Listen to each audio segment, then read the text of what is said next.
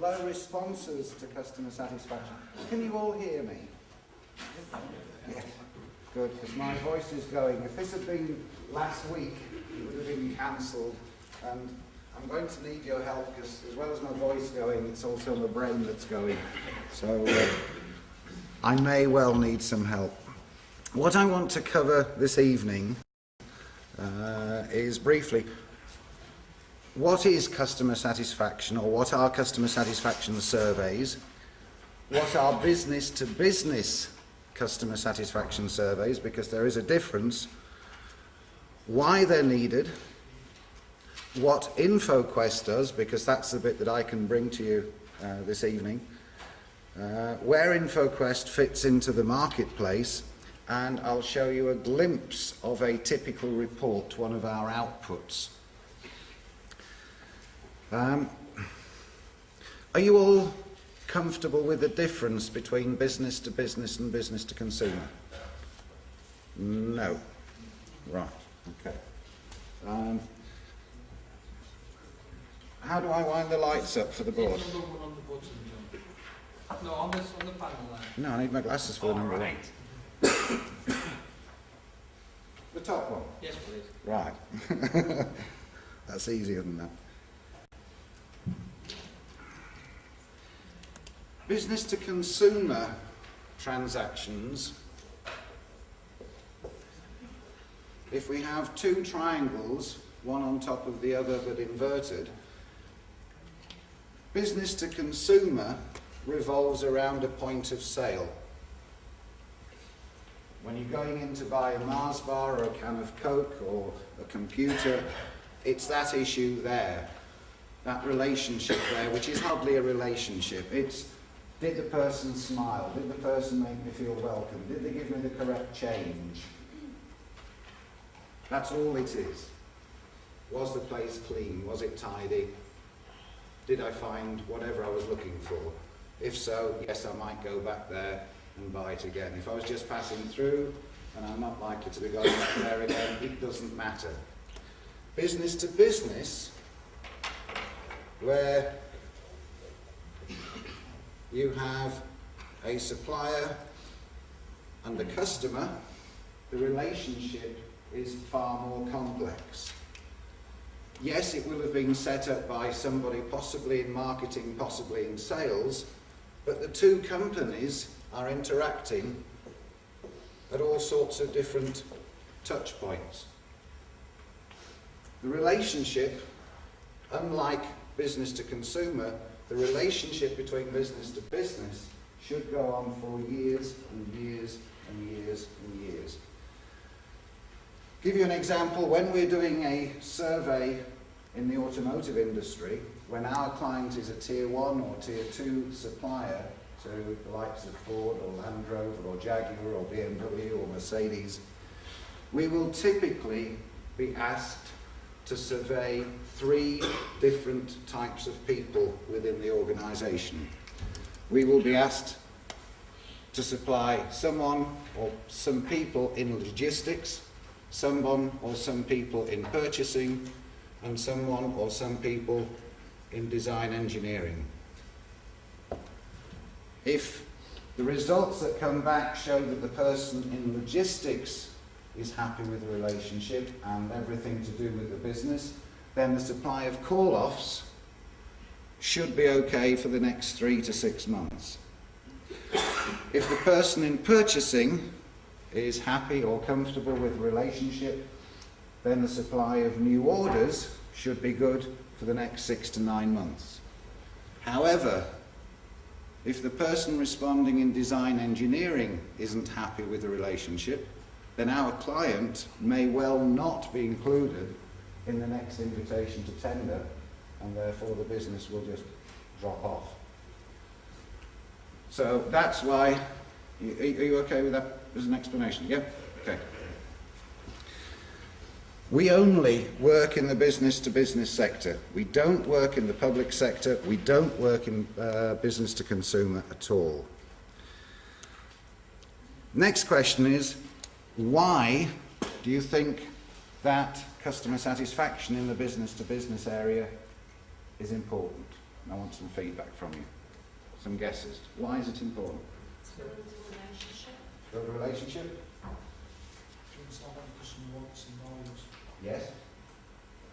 Ensure quality. Ensure quality. To ensure? Product. Yes. Anything else? Long-term process. Long-term business process. Long-term business process. Okay. What about the business value?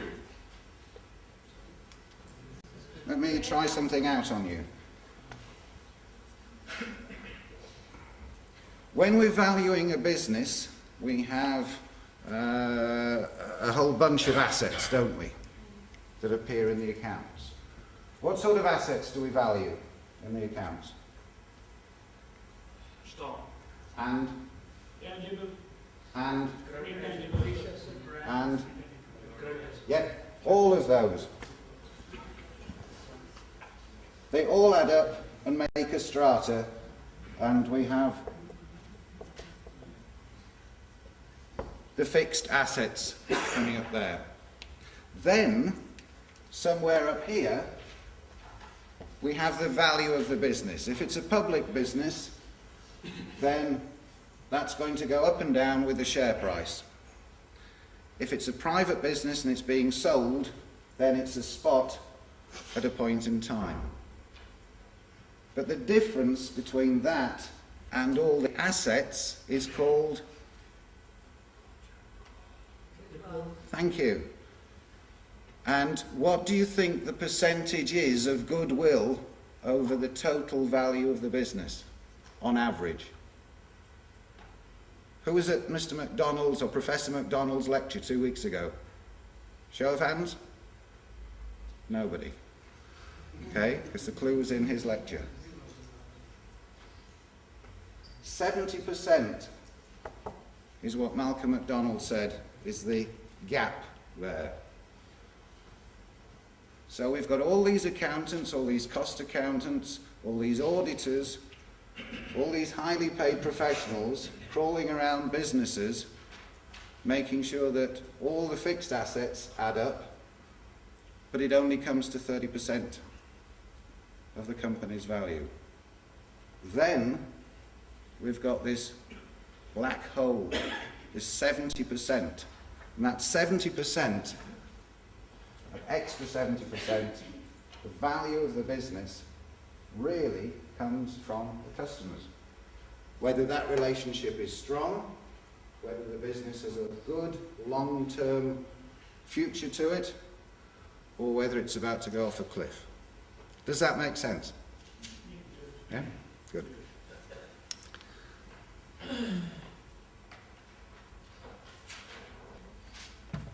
Okay, more shows of hands. I understand that there are several groups of people here. Could I have a show of hands for those who are on the MBA course? Ooh, okay. Are there any international research people here? No. What was the other group? MSc Marketing. MSc Marketing people? No. Right, so it's... okay, it's the MBA group tonight. All right, that's good.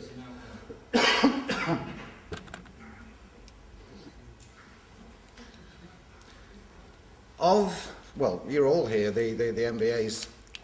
Has anybody here got any experience of conducting, not being a recipient of, but conducting customer satisfaction surveys? 1, 2, 3, 4, a few of you. Okay. What methods are you familiar with? In what respect, what methods? Well, how do you do the customer satisfaction survey? Oh, it's through a questionnaire. On a piece of paper? Yeah. Yes, sir. Yeah? No web-based surveys? No? Nobody's had a go at web-based? We're currently working on it to get it set up as web-based Okay. for students. All right.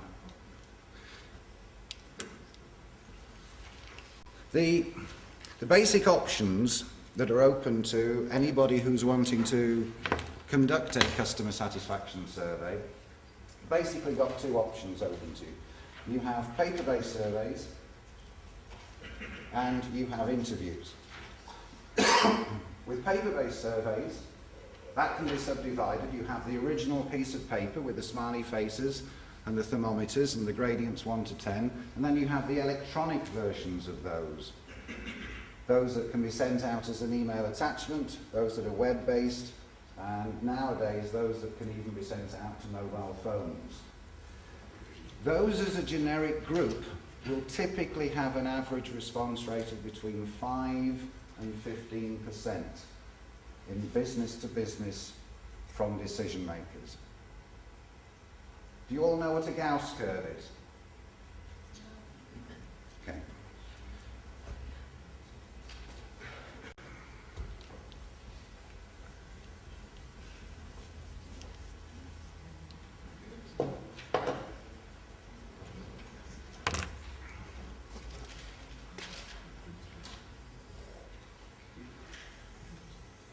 You may recognise it as a normal distribution curve or a bell-shaped scatter diagram.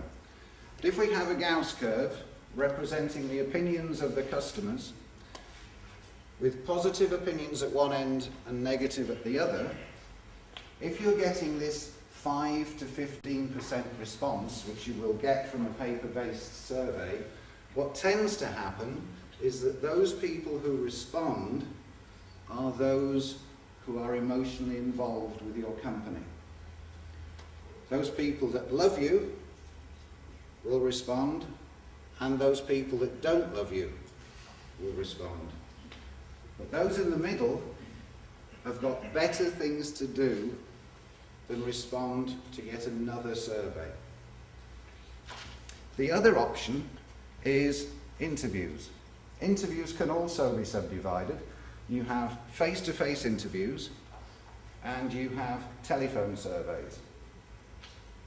Face-to-face interviews tend to be expensive, tend to be run by someone who is a retired executive from within the industry, someone who can open the doors, get in and see your customers and spend an hour and a half with them. One of the big problems with face-to-face interviews is that it's very difficult to pull metrics from those conversations. So to compare yesterday's conversation with today's conversation with tomorrow's conversation is difficult. To compare last year's with this year's with next year's is just about impossible. Then you have telephone surveys. Nobody put their hands up to talk about telephone surveys, but has anybody here been a receiver of a telephone survey? Yes. How did you get on? I thought I was busy. You said you were busy, okay? Well, it was about an insurance company about the mobile phone. Okay. I just went on saying yes. Okay. From Persia, Yeah, and selling a car, the service was. It's all right. okay. Telephone surveys are becoming less and less popular. When you're starting a telephone survey, you've basically got two options. You can either be honest or you can lie. If you're honest and you say that it's going to take 20 to 25 minutes, many of the people that you get through to will say, okay, but not today, call me back tomorrow. If you lie and you say it's only going to take 5 minutes, then after 10 minutes, the people that you're talking to may well say, look, I'm just about to start a 10 o'clock meeting, I've got people coming into the room already, can you call me back tomorrow? And on both of those occasions, when you call back tomorrow, there is a gatekeeper in place, a PA, and you can't get through. And you burn your database. Okay, another show of hands. Who here has researched is a bit strong, but who here has researched InfoQuest? Okay. We've got a blank canvas here. It's a good job we didn't have any research students in. Little bit about InfoQuest for you now. InfoQuest was founded back in 1989 in Connecticut. Our headquarters are still in Connecticut. We have offices in Australia, across North America and across Europe. We have now completed more than 80,000 business-to-business customer satisfaction surveys, because that's all we do. And as the title of this evening's talk was, Dispelling the Myth of Low Response Rates, we have an average response rate to our surveys of between 70 and 75%. So statistically, it fills that up and makes it far more solid, far more concrete for making business-based decisions. And we're able to, on that, ask up to 60 questions and statements. I'm quite pleased that nobody's actually researched us. Now, best way of showing you how we do that is with a bit of a demonstration. I need a volunteer, someone who has got what I refer to as a proper job, as well as being a student, someone who is comfortable putting themselves into the position of being a customer, someone who can think of an organisation that supplies them. We don't want to know who it is, but what I do want is for that person to stick their hand up. Who can put themselves into being a position of a customer? You will. Okay. Would you please come down?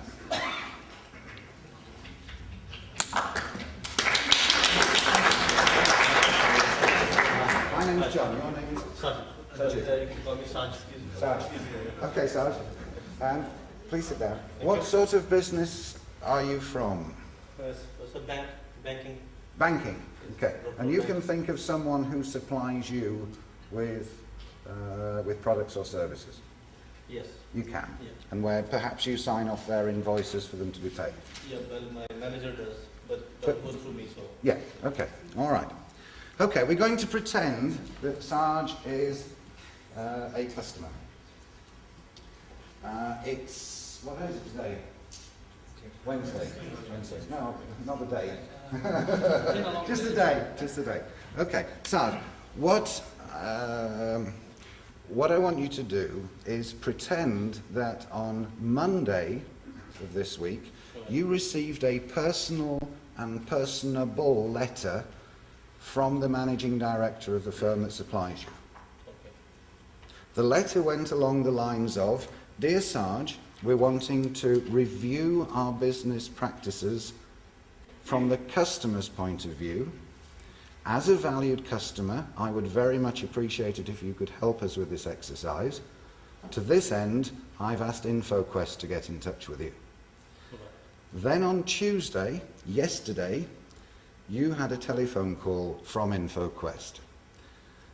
All that they said in the telephone call was they made sure that you'd received the letter. They made sure that you were willing to take part in the exercise, but not there and then over the telephone. And finally, they checked to make sure that they had the correct contact details for you. And then today, this arrived. Now, we've got a camera and I need to...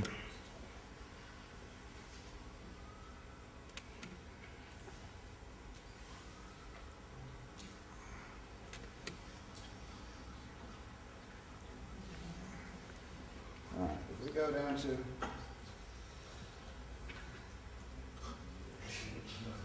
You can't pick that up, can you? Just... Shall we go for 3? Yeah, a bit more than that. That's getting better. Can you guys see that now? Okay. Well, Sarge has received this. He's opened the box up. He's found that there is a supplemental information sheet. On that sheet, at the bottom, he can put his name and address if he wants to. There are a couple of open questions here. There is a brief note from the same person that wrote to him on Monday, and the logo here is the logo of the firm you're thinking of. So if we leave that to one side for a minute, and we'll use that as a bit of ballast. There's a second hand on that clock. What I'd like to do is see how many of these you can respond to, thinking of this particular supplier in mind, in a minute. Off you go. Should I read the question or just say yes or no? Should I read the question first or just... No, they're reading it over your shoulder. Oh, right, Can you see that? No, it's a bit blind. Yeah, put this aside, yeah.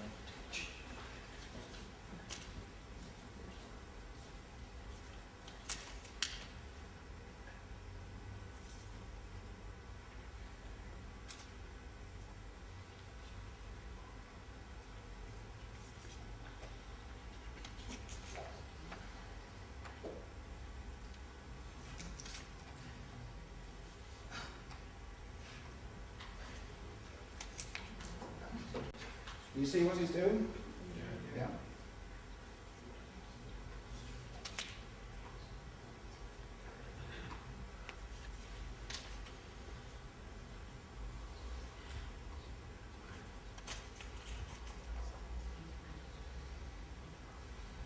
Okay, that's about a minute.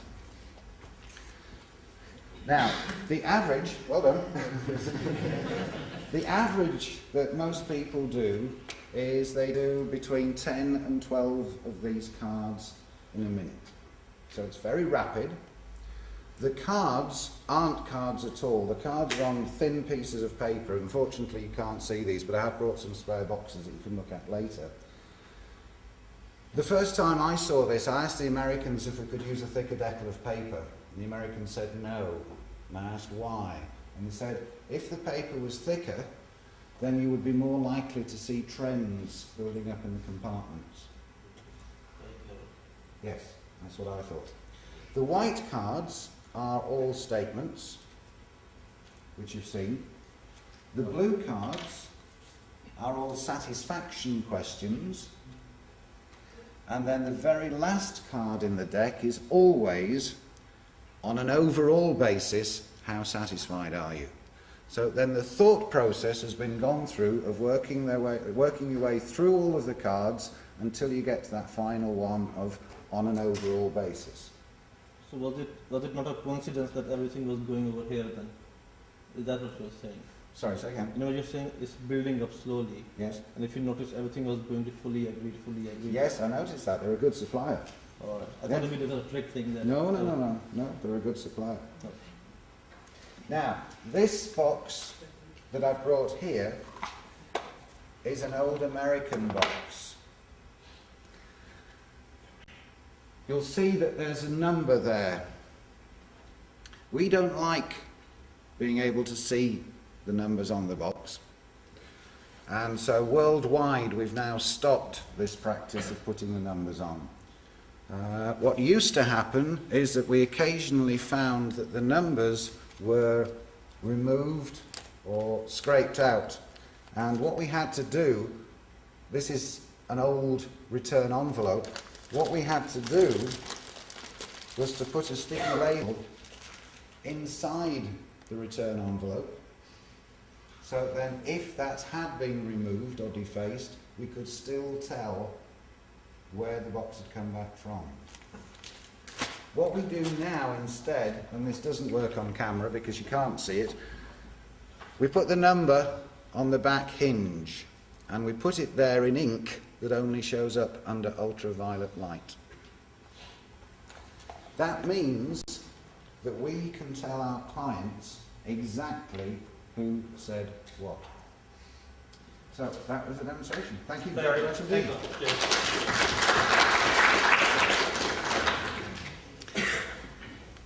Has anybody here heard of the Market Research Society, the MRS? Yes? Who are the MRS? One of the bodies responsible for overseeing market research is. And they have a code of conduct, as the MRS. Code of conduct runs to about 70 pages. And within that code of conduct, it basically says that you can't do what we do. The MRS have suggested to us that we stop doing what we do and then we can join them. I take the other view, or we take the other view, that we really do need to be able to attribute the data. We need to be able to tell our clients exactly who said what. If I was to go back to a client and say to them that one of their key account managers had a personality clash with one of their most important customers, but I couldn't tell them who it was, it wouldn't be particularly helpful to them. As it is, we just act as a conduit between the client and the client's customers. In the same way that if the client was telephoning the customer, BT would be the conduit. The letter has gone out from the managing director of our client to their customer. The letter, the supplemental information sheet, has their logo. All the questions are about the client. It's very much in your face, it's very direct, and we don't hide who said what. So that's what we do, but we do it on a worldwide basis.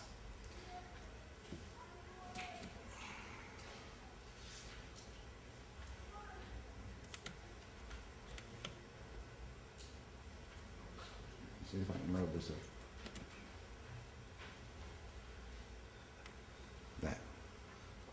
May I ask a question before you move on, please? Of course, please. The last lecture, one of the issues that was raised related to ethics. I got caught in this with Strathclyde University a little while ago, yes?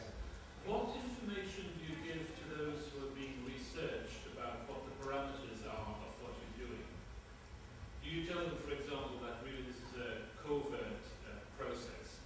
Do you tell them that this is anonymous? How do you approach that?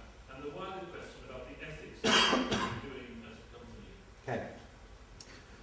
We don't tell them anything. If you remember in the role play, the letter got to Sarge from the managing director of his supplier. We then telephoned, and all we simply made sure was that he'd received the letter, he was willing to take part in the exercise, and we had the correct contact details for sending in the box. So we don't say that it's covert, because quite clearly it isn't covert, it has the client's name all over it. So we don't say that it's anonymous, we don't say it isn't anonymous, we don't say anything. In terms of the ethics, what in particular are you thinking of? That those responding or speaking or acting may have acted otherwise if they knew that the information or the data or the feedback they were giving was fed directly back to the other company in a manner which would identify the person of the company giving the feedback. Oh, absolutely. Research suggests that 50% of respondents who believe, whether consciously or subconsciously, that the information they are giving is going to get back to the person that they have a relationship with will wear rose-tinted spectacles, and that's called the Cassandra phenomenon. So what we do tends to get much, much more honest feedback. When we go into a client's and they've been, let's say that's 100% satisfaction, they've been getting responses back, let's say around 90%, using other methods. When we come in, our results always drop. And they tend to drop by around about 20 to 25 percentage points. Now, that does mean that it's sometimes difficult to get into an organisation. For example, you've all heard of Oracle. Yeah. I went in to see Oracle UK. Oracle UK love what we do, but they would not be able to sell what we do to their American bosses because the senior executives at Oracle are paid a bonus based on the results of the customer satisfaction surveys.